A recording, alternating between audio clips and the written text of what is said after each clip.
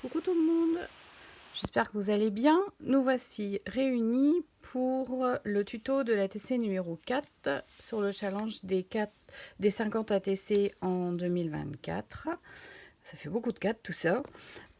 Donc pour faire cet ATC cette semaine, il va vous falloir des chutes de papier. Alors des bandelettes qui sont entre, je dirais, 0,5 et 1 cm, 1 cm et demi grand maximum d'épaisseur.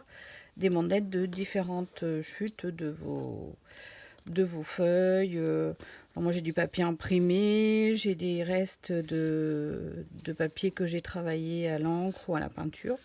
Donc je vais utiliser ça. Il va vous falloir un fond de couleur. Le thème de cette semaine, c'est le carnaval, le bal masqué. Donc je me suis préparé un petit personnage dans les tons mauves. Alors, pour faire ce fond, nous allons utiliser le scotch double face, donc scotch à moquette, qui est un petit peu moins large que l'ATC. C'est pour ça qu'on prend un papier de couleur pour pouvoir le coller au milieu et avoir un bord de couleur.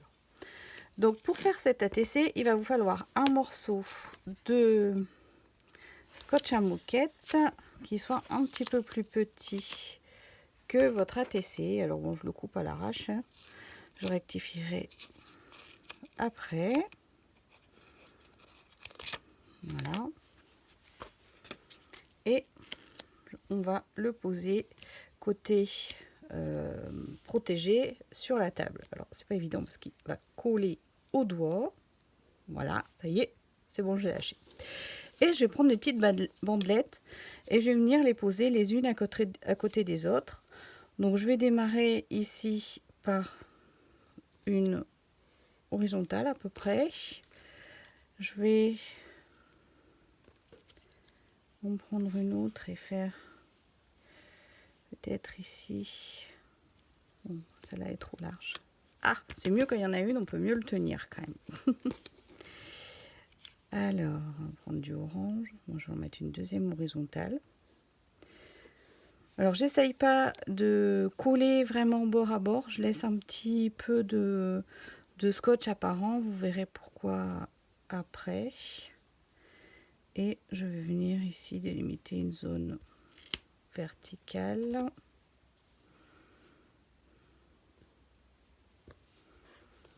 Voilà.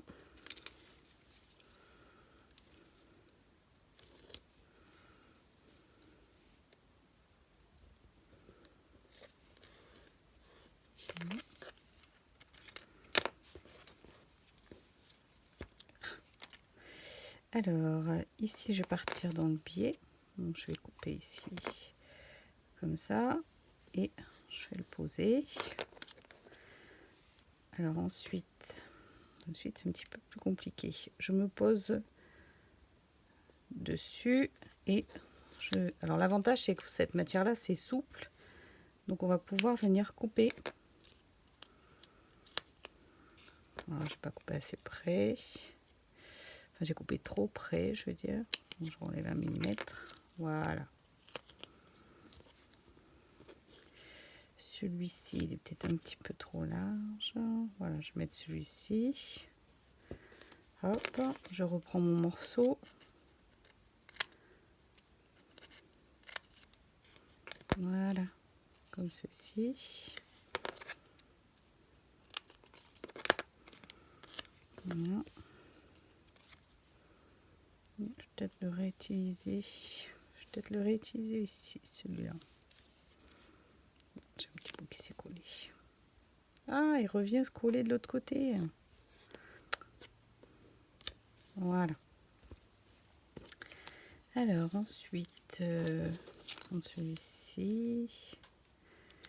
Alors, je vais mettre celui-là comme ça.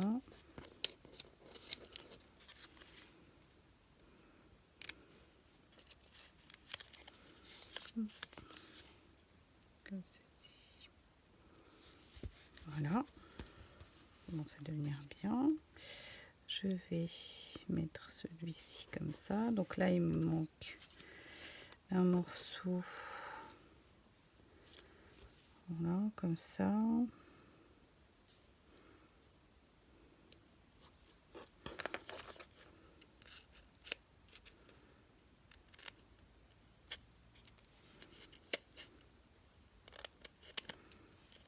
Pas évident là.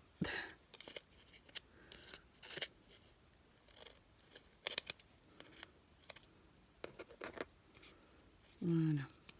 Donc là, j'ai recouvert. Ah, il me reste un petit bout ici. Heureusement que je vérifie. Ça, c'est peut-être pas assez large. Celui-ci. Ou celui-là. Ouais, celui-là. Voilà. Alors, une fois que j'ai tout bien mis, j'appuie et je vais couper tout ce qui dépasse.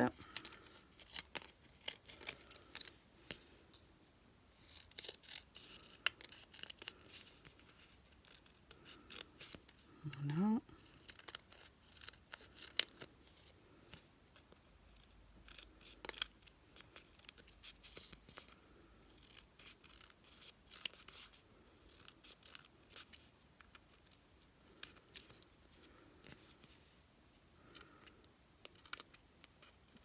Voilà.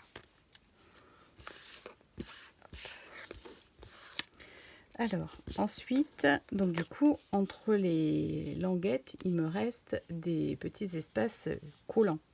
Donc, ce que je vais faire, c'est je vais venir déposer des paillettes. Donc ça, c'est quelque chose que j'avais acheté pour décorer la table de Noël. Finalement, ça sert pour le scrap.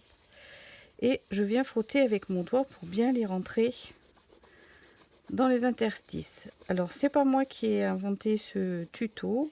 C'est une américaine. Je vous mettrai le lien en commentaire. Si vous voulez aller voir sa vidéo.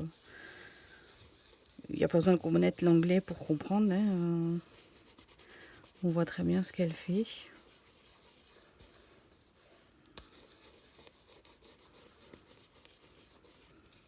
Voilà. Donc du coup, j'ai des paillettes. Je sais pas si vous voyez bien. J'ai des paillettes dans les interstices. Alors je vais venir donner un petit coup pour enlever le surplus. Et pour être sûr que ça ne bouge plus, je vais embosser en transparent. Donc avec ma poudre transparente, je prends mon encreur de Versamark, je tapote.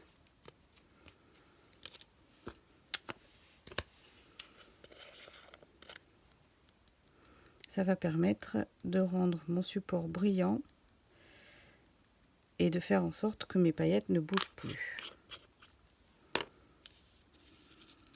Voilà. Hop. Doucement, pas mettre mon doigt dessus. Alors pour embosser, je mets ma feuille de cuisson et je vais brancher le heat gun.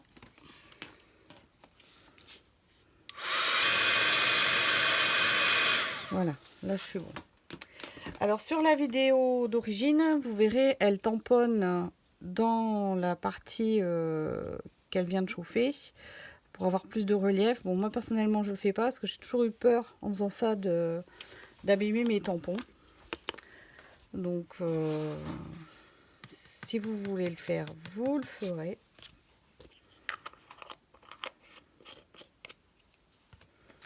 Voilà.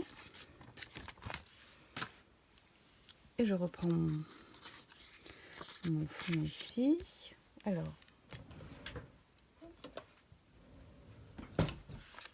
donc là, ce que je vais faire, c'est que je vais ancrer les bords de mon papier violet.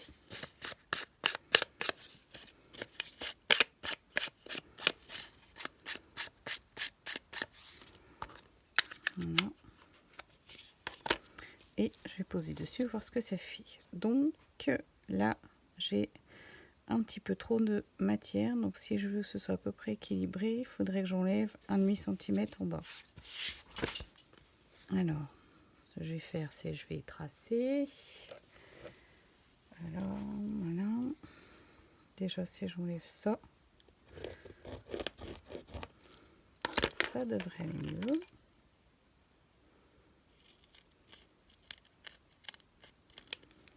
Voilà. Voilà, ça me plaît mieux. Je ne veux pas avoir la même chose des deux côtés parce que ça me fera enlever trop. Mais là, c'est déjà plus équilibré. On triche un petit peu. Hop, alors ça, poubelle. Donc, je vais remettre ici pour avoir vraiment des traces tout autour. Voilà. Ouais. Et là, bah, en fait, c'est tout simple. Hein. Il suffit d'enlever la petite pellicule à l'arrière.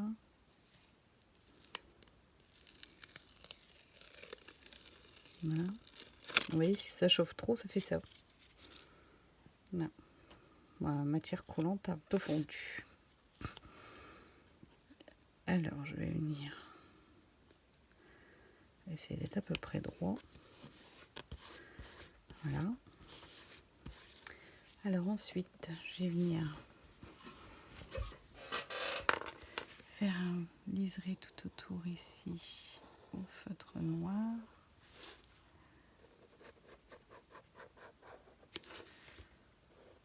Voilà.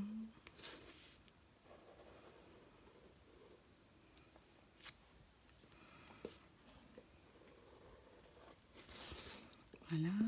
Oui. Alors ça... Mais Kenji, arrête. Ah, c'est mon chien qui réclame une caresse. Hop. Voilà. Voilà. Ben, mon fond est terminé. Il me reste plus qu'à positionner mon personnage. Voilà. Elle tient un petit masque dans la main. Un petit... Voilà. Le petit bâtonnet en fait sera collé comme ça, et le masque je vais lui mettre comme ça de façon à ce qu'on voit son œil.